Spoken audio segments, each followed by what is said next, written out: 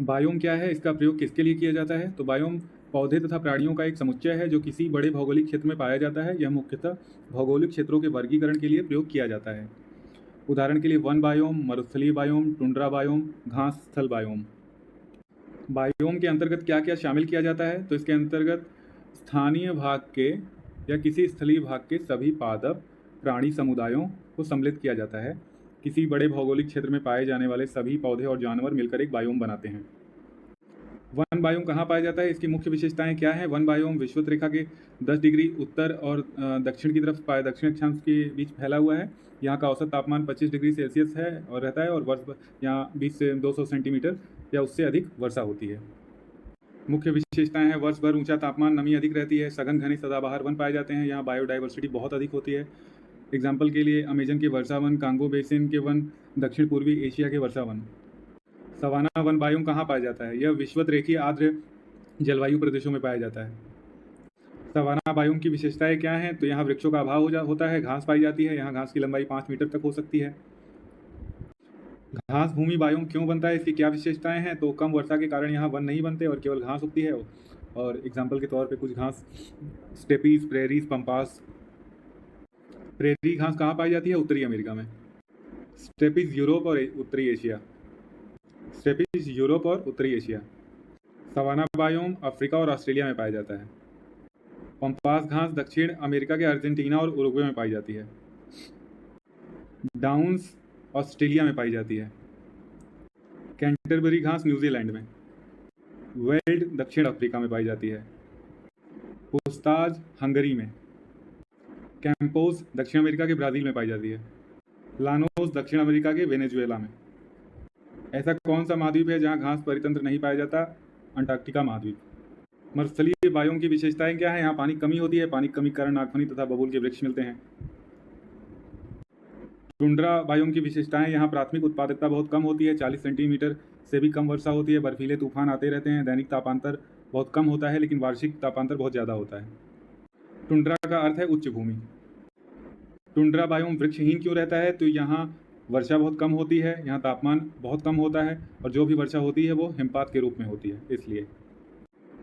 Tundra क्षेत्र कहाँ पाया जाता है? ये बर्फीले ध्रुवों से सटे क्षेत्र होते हैं। अधिकतर टुंड्रा क्षेत्र उत्तरी अमेरिका के उत्तरी भाग, ग्रीनलैंड, यूरोप, रूस के साइबेरिया तक फैले हुए हैं। यहाँ साल भर सूर्य का प्रकाश और तापमान कम रहता है।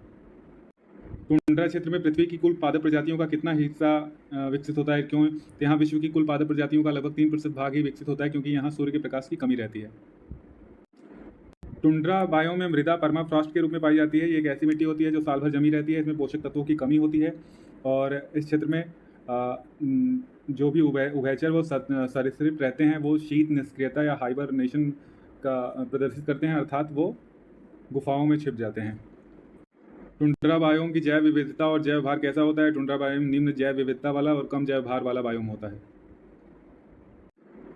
टुंड्रा बायोम के मुख्य प्रकार कौन से हैं? 2 प्रकार होते हैं, Arctic tundra, alpine tundra. Tundra biome में ऋतुओं और पौधे की स्थिति कैसी होती है? टुंड्रा बायोम में सर्दियां लंबी और कठोर होती हैं, यहाँ तनेदार वृक्ष नहीं पाए जाते। ग्रीष्मकाल छोटा और शांत होता है, जिसमें केवल लाइकेन, सीज और कुछ जगहों पर छोटी घास उगती है। अल्पाइन टुंड्रा क्षेत्र कहाँ विकसित होता है? ऊंचे या पहाड़ी क्षेत्रों में। जलीय आवास के क्षेत्र कितने और कौन कौन प्रकार के होते हैं? 4 प्रकार के होते हैं, लिटोरल, लिम्नेटिक, अफोटिक या अप्रकाशीय क्षेत्र, वेंथिक क्षेत्र। यहाँ वेंटिक है लेकिन वेंथिक होगा। लिटोरल क्षेत्र वो क्षेत्र होता है झील का किनारा या तटीय क्षेत्र जहाँ प्रकाश पहुँच जाता है, उसे लिटोरल क्षेत्र बोलते हैं। लिम्नेटिक क्षेत्र में ये वह खुला क्षेत्र होता है जहाँ गहराई अधिक होती है और गहराई के साथ प्रकाश व ऑक्सीजन घटती जाती है। अफोटिक या अप्रकाशित क्षेत्र वह गहरा जल क्षेत्र है जहाँ प्रकाश तल तक नहीं पहुँच पाता। वेंथिक क्षेत्र यह अत्यधिक गहराई वाला और अंधकार वाले तल वाला क्षेत्र होता है, इसे वेंथिक क्षेत्र बोलते हैं। वेंथिक।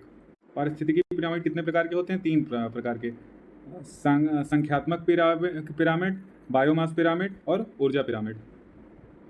संख्यात्मक पिरामिड क्या दर्शाता है या किस प्रकार का हो सकता है?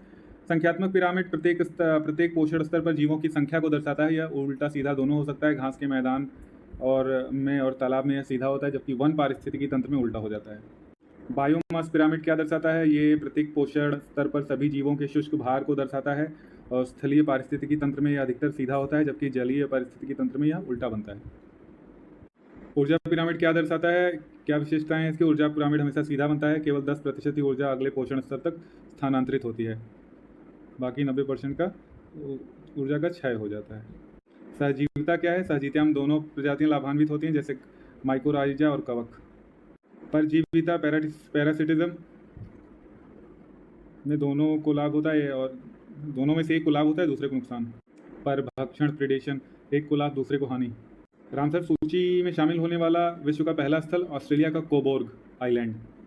रामसर सूची में शामिल होने वाला भारत का पहला आर्द्रभूमि या वेटलैंड चिल्का झील। भारत का सबसे बड़ा आर्द्रभूमि सुंदरवन है और सबसे छोटा रेणुका वेटलैंड जो हिमाचल प्रदेश में है।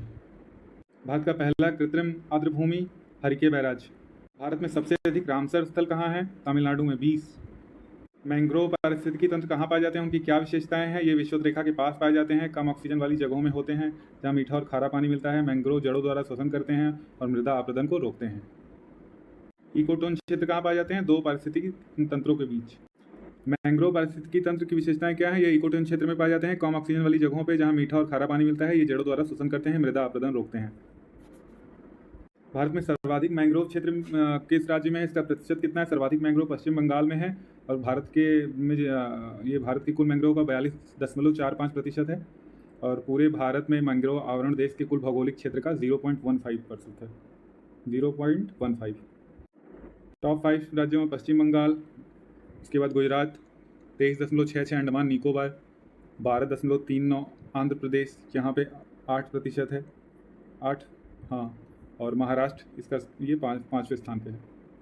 संक्रमण या इकोटोन क्षेत्र क्या होता है? ये बहुत बड़े क्षेत्र में चारागाह और वन के बीच विस्तृत क्षेत्र या वन और रेगिस्तान के मध्य हो सकता है। यह तनाव का क्षेत्र कहलाता है। इसमें कुछ ऐसे जीव या प्रजातियां पाई जाती हैं जो दोनों पारिस्थितिकी तंत्रों से बिल्कुल भिन्न हो सकती हैं। पृथ्वी की सतह से 15 से 35 किलोमीटर ऊपर समताप मंडल में उच्च ओजोन सांद्रता वाला क्षेत्र क्या कहलाता है? ये ओजोन परत वाला क्षेत्र होता है, इसे ओजोन परत कहते हैं इस क्षेत्र को। ओजोन परत किस प्रकार कार्य करती है? यह हमें किससे बचाती है? ये अदृश्य ढाल की तरह कार्य करती है, हमें सूर्य से आने वाली पराबैंगनी विकिरण अल्ट्रा वायलेट बी किरणों से बचाती है जो सनबर्न का कारण बनते हैं और बहुत सारे रोगों का, स्किन कैंसर आदि। ओजोन परत किस प्रकार सूर्य की किस प्रकार की किरणों से रक्षा करती है? तो ये अल्ट्रा वायलेट बी किरणों को अवशोषित कर लेती है। सूर्य प्रकाश में कौन सी किरण होती है जो पृथ्वी तक नहीं पहुंच पाती और क्यों? तो इसमें UVC होती है जिसे वायुमंडल में उपस्थित ऑक्सीजन के अणुओं द्वारा अवशोषित कर लिया जाता है और यह पृथ्वी पर नहीं पहुंच पाती। लेकिन अल्ट्रा वायलेट बी जो रेज होती हैं उनको रोकने के लिए ओजोन चाहिए होती है। अगर ओजोन नहीं होगी तो वो आ जाएंगी सीधे धरती तक। 1970 के दशक के मध्य पहली बार वैज्ञानिकों को एहसास हुआ कि वायुमंडल में हैलोजन युक्त क्लोरीन तथा ब्रोमीन के जमाव से ओजोन परत को खतरा है। हैलोजन युक्त क्लोरीन और ब्रोमीन गैसें ओजोन परत को नुकसान कैसे पहुंचाती हैं? ये O3 मतलब ओजोन गैस को तोड़कर O+O2 में बदल देती हैं, इस प्रकार ओजोन नष्ट हो जाती है। 1980 के दशक के मध्य अंटार्कटिका के ऊपर ओजोन परत में क्या खोज की गई, इसका क्या कारण था? ओजोन परत में 1980 के दशक के मध्य वैज्ञानिकों ने अंटार्कटिका के ऊपर ओजोन परत में एक छिद्र की खोज की और इसके बाद ही सारी चिंताएं शुरू हुई। अंटार्कटिका के ऊपर ओजोन परत में छिद्र का क्या कारण था? हैलोजन युक्त मानव निर्मित रसायन जिन्हें ओजोन डिफ्लेटिंग सब्सटेंस या ओजोन क्षयकारी पदार्थ कहा गया, जो ओजोन क्षरण के लिए जिम्मेदार थे। ODS के अंतर्गत क्या आते हैं? तो CFC, HCFC, HFC, ये सारे ODS हैं। CFC का उपयोग कहाँ किया जाता है? तो इसे प्रशीतकों में जैसे air conditioner, fridge, asthma inhaler. जब CFC तापमंडल में पहुंचता है तो क्या करता है? यह UV किरणों से विघटित होकर क्लोरीन परमाणु मुक्त कर देता है और ये क्लोरीन परमाणु लाखों ओजोन अणुओं को नष्ट कर सकते हैं। पर्टिकुलरली एक क्लोरीन परमाणु 1 लाख तक ओजोन अणुओं को नष्ट कर सकता है और ओजोन क्षरण का बहुत बड़ा कारण बनता है। 1980 के दशक में 70-80 के दशक में अंटार्कटिका में छिद्र की खोज की गई और 21वीं सदी तक ओजोन क्षरण की पूरे ग्रह पर फैल गया। ओजोन क्षरण से क्या क्या खतरा है? इससे स्किन डिजीज हो सकती हैं, बायोडाइवर्सिटी को खतरा है, बहुत सारी चीज़ें। ओजोन परत संरक्षण के लिए कौन कौन से अंतर्राष्ट्रीय समझौते सम्मेलन हुए? तो वियना कन्वेंशन हुआ, मॉन्ट्रियल प्रोटोकॉल हुआ, किगाली समझौता हुआ। वियना कन्वेंशन कब अपनाया गया, कब लागू हुआ? तो इसे ओजोन परत संरक्षण के लिए वियना कन्वेंशन 1985 में अपनाया गया, लेकिन 1988 में लागू हुआ। वियना कन्वेंशन में ओजोन परत पर प्रतिकूल प्रभाव डालने वाली गतिविधियों के खिलाफ ठोस कार्रवाई करने की अपेक्षा की गई, लेकिन ओडीएस पर कोई कार्रवाई नहीं की गई, तो ये बहुत ज़्यादा सफल नहीं रहा। इसके बाद मॉन्ट्रियल प्रोटोकॉल पर हस्ताक्षर हुए और इसके लागू होने की तिथि क्या है? तो 16 सितंबर 1987 को मॉन्ट्रियल प्रोटोकॉल पर हस्ताक्षर किए गए। 1989 में इसे लागू किया गया। विश्व ओजोन दिवस कब मनाया जाता है? 16 सितंबर को। मॉन्ट्रियल प्रोटोकॉल का मुख्य उद्देश्य क्या है? तो यह ओजोन परत को नष्ट करने वाले पदार्थों ओडीएस के उपयोग और उत्पादन को चरणबद्ध तरीके से समाप्त करने हेतु वैश्विक समझौता है। मॉन्ट्रियल प्रोटोकॉल ही मतलब काफ़ी सफल रहा और 198 देश इसके साझीदार हैं। मॉन्ट्रियल प्रोटोकॉल में संशोधन के लिए किगाली समझौते का आयोजन 2016 में किया गया। ओजोन परत संरक्षण के लिए सीएफसी के जगह एचसीएफसी का प्रयोग शुरू किया गया, उसके बाद एचएफसी का। किगाली समझौते की प्रमुख बातें क्या हैं? तो इसमें एचएफसी का उपयोग किया जा रहा था। एचएफसी भी अपने आप में एक ग्रीन हाउस गैस है और कार्बन डाइऑक्साइड से 1000 गुना ज़्यादा शक्तिशाली ग्रीन हाउस गैस है, जो ग्लोबल वार्मिंग जिसके कारण से बढ़ रहा था। तो फिर उसकी जगह अमोनिया और अन्य हाइड्रोकार्बन को प्रशीतक के रूप में प्रयोग करने की बात की गई और सीएफसी को कम्प्लीटली समाप्त कर दिया गया। एचसीएफसी के जगह एचएफसी को प्रयोग किया जा रहा है। इसके विकल्प के तौर पर अमोनिया और हाइड्रोकार्बन को अपनाया जाएगा। मिथाइल ब्रोमाइड का उपयोग क्यों किया जाता है? यह किस प्रकार का ओडीएस है? ये एक प्रकार का ओडीएस है और इसका उपयोग कीट नियंत्रण हेतु किया जाता है।